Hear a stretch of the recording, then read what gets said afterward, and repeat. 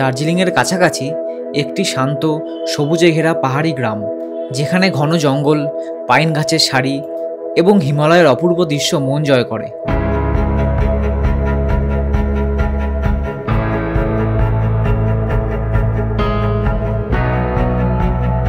ভোরবেলা কুয়াশার চাদরে মোড়া পাহাড় আর পাখির ডাক এক স্বপ্নময় পরিবেশ তৈরি করে। এখন আমরা এসেছি দার্জিলিংয়ের আরও একটা লুকানো স্বর্গ। এটা হচ্ছে পুরো পাইন ফরেস্ট, পুরো চারিদিকে 20 টাকায় টিকিট নিল। পুরো কুয়াশায় ঢাকা জঙ্গল আর মারাত্মক ঠান্ডা।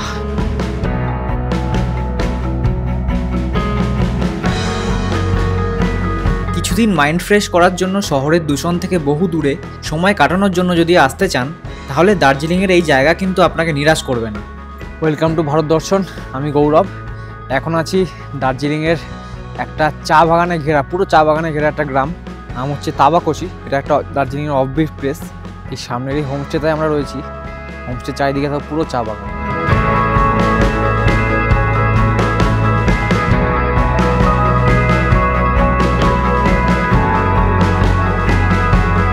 এই জায়গাটা কিন্তু শান্ত পরিবেশের জন্য সবথেকে বেশি জনপ্রিয়। শহরের কোলাহল থেকে একদম দূরে একটা জায়গা। তাবাকোশি গ্রাম দার্জিলিং জেলার একটি ছোট এবং সুন্দর গ্রাম। এই তাবাকোশি নামটি তামা এবং কোশি অর্থাৎ পাহাড় শব্দ থেকে এসেছে। এই অঞ্চলে একসময় তামার খনি ছিল বলে ধারণা করা হয়। আপনি এই জায়গাটা এসে স্থানীয় লেপচা সম্প্রদায়ের জীবনযাত্রাও কিন্তু দেখতে পাবেন। পাহাড়ি গ্রামীণ মানুষদের জীবনযাত্রা কেমন হয় সেই সম্পর্কেও কিন্তু আপনার একটা অভিজ্ঞতা হবে। এই গ্রামের চা বাগানগুলো দার্জিলিং চায়ের জন্য বিখ্যাত।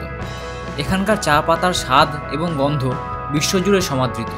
তাবাকোশি চা বাগানগুলো ব্রিটিশ শাসনকালে তৈরি করা হয়েছিল। স্থানীয় বাসিন্দাদের বেশিরভাগই নেপালি সম্প্রদায়ের।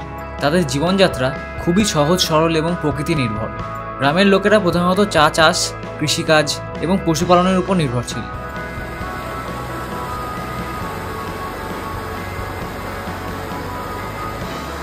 এই তাবাকোশি গ্রামটা মিরিক থেকে প্রায় 15 থেকে 20 কিলোমিটার দূরে অবস্থিত।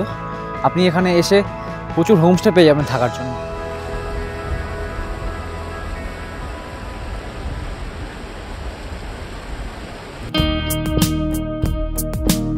তাবাকোশি গ্রামের চারপাশে প্রচুর খনিজ পদার্থ এবং বনজ সম্পদ রয়েছে। এই গ্রামের নদী এবং ঝর্ণাগুলি স্থানীয় বাসিন্দাদের জন্য পানীয় জল ও সেচের প্রধান উৎস। আমরা আজকে এখানে এসেছি দুপুর 3টের সময়। আসার আগেই বৃষ্টি শুরু হয়ে গেছিলো। চারিদিক পুরো কুয়াশা ঢাকা ছিল। এই জায়গায় কিন্তু ভীষণ ঠান্ডা এখন।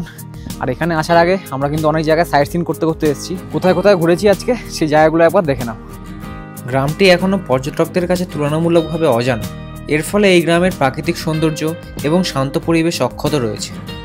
এখন আমরা এসেছি দার্জিলিংয়ের আরও একটা লুকানো স্বর্গ। এটা হচ্ছে লেপচা জগৎ। কিন্তু প্রবলেম হচ্ছে এই লেপচা জগৎ পুরো কুয়াশায় ঢাকা এখন।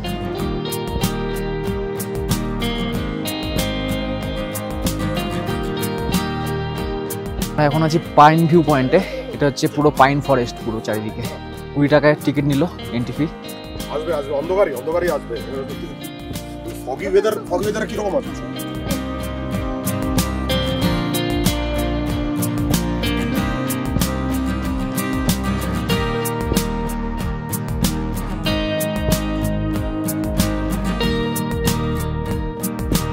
পুরো কুয়াশায় ঢাকা জঙ্গল আর মারাত্মক ঠান্ডা, ভয়ঙ্কর এক্সপিরিয়েন্স। কেমন ঠান্ডা বলো এখানে? প্রচন্ড ঠান্ডা। হাত পা জমে যাচ্ছে নাকি? ভীষণ জমে যাচ্ছে, আর পারছি না। লেপচা জগতের পাইন ভিউ পয়েন্ট এই গ্রামের সবচেয়ে আকর্ষণীয় স্থানগুলির মধ্যে একটি। পাইন ভিউ পয়েন্টে প্রচুর সংখ্যক পাইন গাছ রয়েছে, যা একটি ঘন এবং শান্ত বনাঞ্চল তৈরি করেছে। এই গাছগুলির উচ্চতা প্রায় 30 থেকে 40 মিটার পর্যন্ত হয়। এই বনাঞ্চলটি অত্যন্ত শান্ত এবং নির্জন। পাইন গাছের সারি এবং তাদের সুগন্ধ প্রকৃতিপ্রেমীদের জন্য এক স্বর্গীয় অভিজ্ঞতা তৈরি করে। এই ফরেস্টে বিভিন্ন প্রজাতির পাখির কলতান শোনা যায়, যা প্রকৃতিপ্রেমীদের জন্য একটি বিশেষ আকর্ষণ। এই পাইন গাছগুলি ব্রিটিশ শাসনকালে রোপণ করা হয়েছিল। ব্রিটিশরা এই অঞ্চলে পাইন গাছ রোপণ করেছিল মূলত বনজ সম্পদ এবং প্রাকৃতিক সৌন্দর্য বৃদ্ধির জন্য। পাইন গাছ সাজিয়ে রেখেছে, কিন্তু গাছে তো ওঠা যাবে না। সব গাছের সঙ্গে একটা মই রেখে দিলে ভালো করতো, গাছে উঠতাম।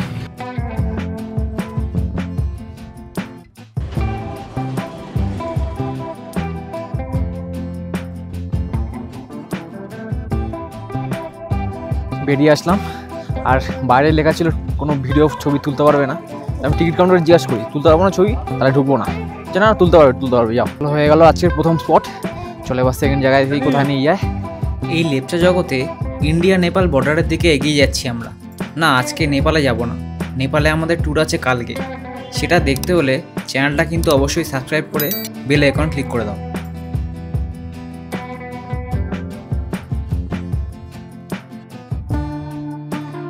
आप लोग कितना फॉग में गाड़ी कैसे चला लेते हो बिना देख के? अभी तो अंदाज में जाना पड़ता है सब। হ্যাঁ, এত সরু রাস্তা তার মধ্যে। তাহলে চলো সীমানাটা একবার দেখিয়ে নিয়ে আসি তোমাদের। আর ওখানে একটা মার্কেটও আছে, সেটাও ঘুরে দেখব। দেখো লেপচাতে আমি এর আগে গেলবারও এলাম, এই সেম আমরা গরমকালে কাটছি আমরা ছবি টবি তুলে তারপরে চলে গেলাম।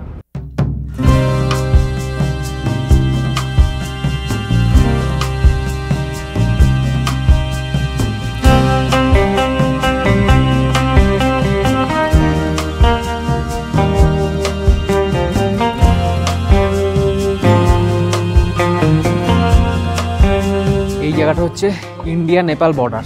আমি যেখানে দাঁড়িয়ে আছি এটা হচ্ছে ইন্ডিয়া, আর ওই সাদা জায়গাটা হচ্ছে নেপাল। পুরো ধোঁয়ায় ঢাকা, এখন কুয়াশায় ঢাকা।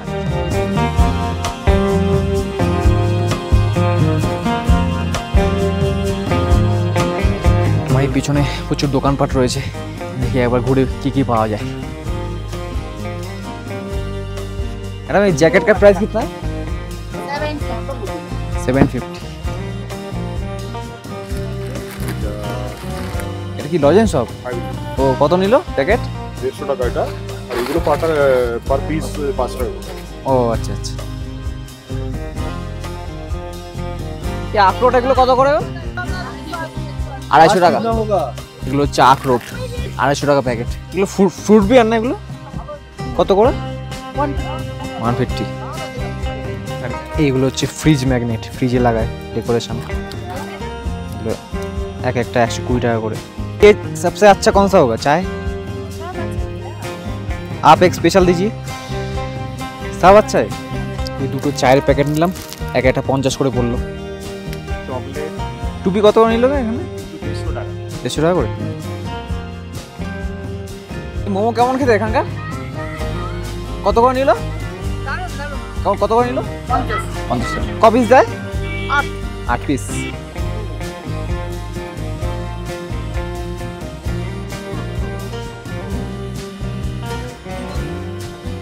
কেমন লাগলো জানিও কমেন্ট করে, আর ভালো লাগলে একটা লাইক করে দেবে অবশ্যই, আর চ্যানেলটা কিন্তু সাবস্ক্রাইব করতে ভুলবে না, কারণ এর পরে ভিডিও আসবে নেপালে পুরো একদম।